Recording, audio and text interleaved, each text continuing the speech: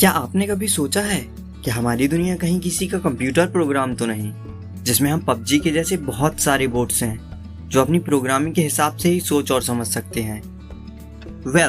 Math के पास दुनिया के हर सवाल का जवाब है और इस सवाल का जवाब छुपा है पाई में। So hello everyone, this is Mathlamin और आज हम समझेंगे इस मिस्टीरियस नंबर पाई को। पाई का इतिहास हजारों साल पुराना है, जीरो से भी पुराना, इवन तब से जब मानव सभ्यता विकास की पहली सीढ़ी में थी। कुछ साइंटिस्ट ने आज से लगभग 4000 साल पहले बने गीजा के पिरामिड्स को मापा और दावा किया कि इसमें जो कैलकुलेशन की गई थी उसमें पाई की वैल्यू 22/7 ली गई थी। लेकिन इतनी एक्यूरेट वैल्यू उस जमाने में पॉसिबल कैसे थी, क्योंकि तब तो नंबर्स भी नहीं थे। इसलिए इस बात को लेकर वैज्ञानिकों में मतभेद है। कुछ इसे एलियन से कनेक्ट करके समझते हैं तो कुछ इसे मात्र कोइंसिडेंस मानते हैं।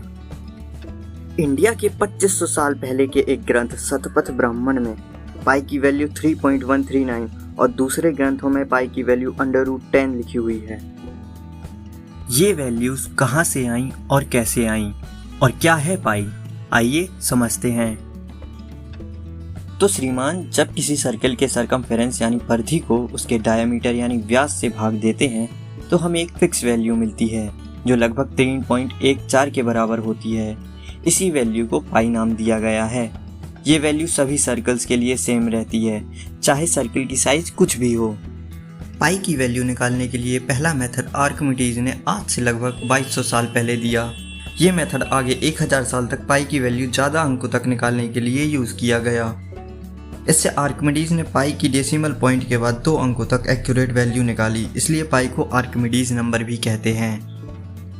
चलिए हम आर्किमिडीज मेथड को थोड़ा समझते हैं। उन्होंने एक लॉजिक ये लगाया कि अगर हम किसी रेगुलर पॉलीगॉन अर्थात समबाहुभुज की साइड्स को बढ़ाते जाएं तो वो एक सर्कल का शेप लेता जाता है। अब अगर पॉलीगॉन के पेरीमीटर यानी परिमाप को उसके डायमीटर से डिवाइड करेंगे तो हमें पाई की अप्रॉक्स वैल्यू मिल जाएगी। पॉलीगॉन की साइड्स जितनी ज़्यादा होंगी पाई की वैल्यू उतनी ही एक्यूरेट होगी।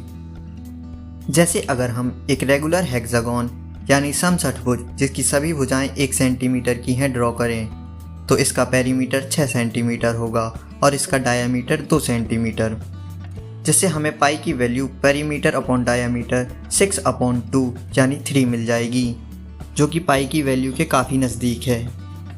आर्किमिडीज इन साइड्स को डबल करते गए, जैसे 6 से 12 और 12 से 24, और पाइथागोरस थ्योरम की हेल्प से उनका पेरीमीटर निकालते गए। उन्होंने फाइनली 96 साइड्स के पॉलीगन की हेल्प से पाई की वैल्यू 2 डेसिमल पॉइंट तक एक्यूरेट कैलकुलेट की। ये आर्किमिडीज की दुनिया को आखिरी देन थी। इसके बाद उनकी हत्या कर दी गई।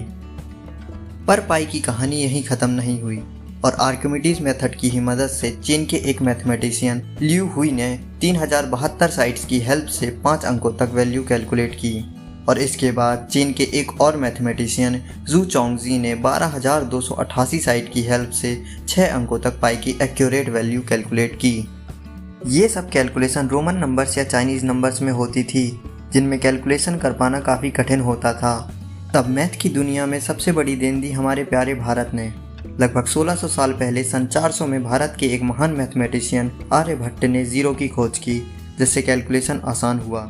जिसके बाद ऑस्ट्रिया के एक महान मैथमेटिशियन ने 10 की पावर 40 साइड्स वाले पॉलीगन की हेल्प से 38 डिजिट तक पाई की एक्यूरेट वैल्यू कैलकुलेट की, जो अपने आप में एक बहुत बड़ी उपलब्धि थी। इसके बाद हमारे भारत के सबसे महान मैथमेटिशियंस में से एक श्रीनिवास रामानुजन की इनफाइनाइट सीरीज और कंप्यूटर के इन्वेंशन से पाई की वैल्यू और एक्यूरेट होती गई। रिसेंटली गूगल ने पाई डे यानी 14 मार्च को 31.4 ट्रिलियन अंकों तक पाई की वैल्यू एक्यूरेट कैलकुलेट करके वर्ल्ड रिकॉर्ड बनाया।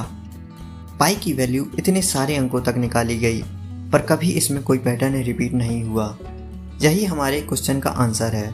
किसी भी कंप्यूटर प्रोग्राम में हर चीज़ एक टाइम के बाद रिपीट ज़रूर होती है और उसे प्रिडिक्ट किया जा सकता है, भले ही उसकी प्रोबेबिलिटी बहुत कम हो। जैसे मारियो में वो बतख सेम प्लेस पर बार बार आती है और क्रोम के डायनासोर वाले गेम में एक फिक्स टाइम के बाद चिड़ियाँ उड़ने लगती हैं। तो मतलब हमारा अस्तित्व तब तक रियल है जब तक पाई की वैल्यू रिपीट नहीं होती। पर पाई की मिस्ट्री यही ख़त्म नहीं होती। ये ग्रेविटी के साथ भी रिलेशन दिखाता है। जब हम ग्रेविटेशनल एक्सेलरेशन यानी गुरुत्वीय त्वरण का स्क्वायर रूट निकालते हैं तो हमें पाई की अप्रॉक्स वैल्यू 3.1305 मिलती है। साइंटिस्ट इसे कोइंसिडेंस नहीं मानते और वो लगे हुए हैं पाई की मिस्ट्रीज को सुलझाने में।